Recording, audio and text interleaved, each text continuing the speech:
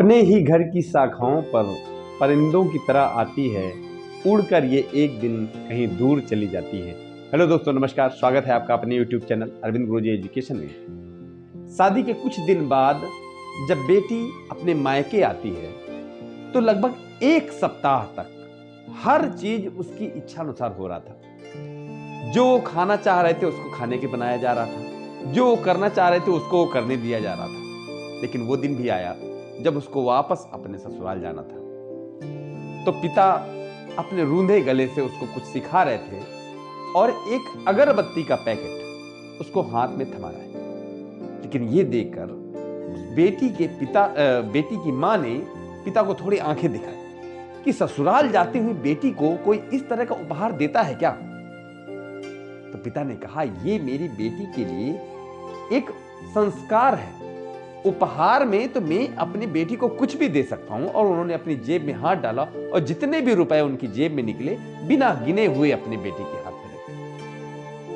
खैर, बेटी अपने ससुराल पहुंची। जैसे ही वहां पहुंची तो उसकी सास और ननद उन्होंने पूछा कि तुम्हारे माता पिता ने तुम्हें क्या दिया है उपहार में। तो बेटी पैसों को तो ना दिखा सकी, लेकिन उसने वो अगरबत्ती का पैकेट दिखाया। अब सास और ननद दोनों ने मुंह बनाते हुए कहा, कल जब पूजा करना तो इसी को जला लेना। खैर, अगले दिन जब वो बेटी पूजा करने गई, जो अपने ससुराल में पहुंच चुकी थी, तो जैसे उसने अगरबत्ती का पैकेट खोला, उसमें एक छोटी सी चिट्ठी पड़ी हुई थी। इसमें लिखा था, बेटी, ये अगरबत्ती खुद तो जलती है, लेकिन अपने आसपास के लोगों और पूरे परिवेश को खुशबू से भर देती है और प्रफुल्लित कर देती है। इसी तरह तुम्हें भी कभी हो सकता है अपने पति से, अपनी सासू से, अपनी ननद से, अपने देवर से या ससुर से नाराजगी हो जाए। तो खुद परेशानी झेल लेना, खुद तकलीफ उठा लेना, लेकिन अपने कर्म और व्यवहार से सबको प्रफुल्लित रखना। ये चीजें पढ़ते ही वो बेटी की आंखों में आंसू आ गए और वो फपक फपक कर रोने लगी। अब रोने की आवाज सुनकर उस लड़की का पति, उसकी सासू, ससुर सब लोग दौड़े कि क्या बात हो गई। उसके पति ने कहा, क्या हुआ, हाथ में झटका लग गया क्या। सासू ने कहा, क्या बात है, कोई बर्तन में कोई छुपा है क्या। ससुर ने कहा, ऐसा क्या हो गया भाई, क्यों सुबह सुबह पूजा के समय ऐसा रोना धोना शुरू कर दिया।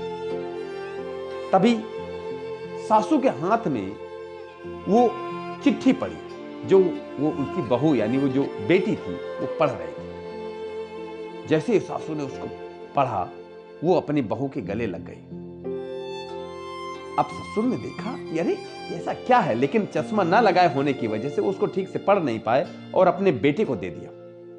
बेटे ने वो चिट्ठी पढ़ के जैसे सुनाई, सब लोग बिल्कुल स्तब्ध रह गए। अब उस लड़की की सासू ने कहा कि मेरी बहू को अपने मायके से मिले हुए सबसे महंगे उपहार है ये। इस चिट्ठी को तो अब फ्रेम कराना चाहिए। और यही हुआ, उस चिट्ठी को फ्रेम कराया गया और जो पूजा घर है उसके बगल में उस चिट्ठी को रखा गया। अगरबत्ती का पैकेट तो कुछ दिन में खत्म हो गया, लेकिन वो चिट्ठी कभी भी खत्म नहीं हुई और हमेशा अपनी महक से दूसरों को प्रफुल्लित और महकाती रही। ये होते हैं वो संस्कार जो मायके से बेटी को दिए जाते हैं और दिए जाने चाहिए ही। कभी भी हमें जानबूझकर छोटी छोटी बातों में अपने बेटी के ससुराल में हस्तक्षेप ना करें या ना करनी चाहिए। अगर ये कहानी आपको अच्छी लगे तो अपने दोस्तों के साथ शेयर जरूर करें। नमस्कार।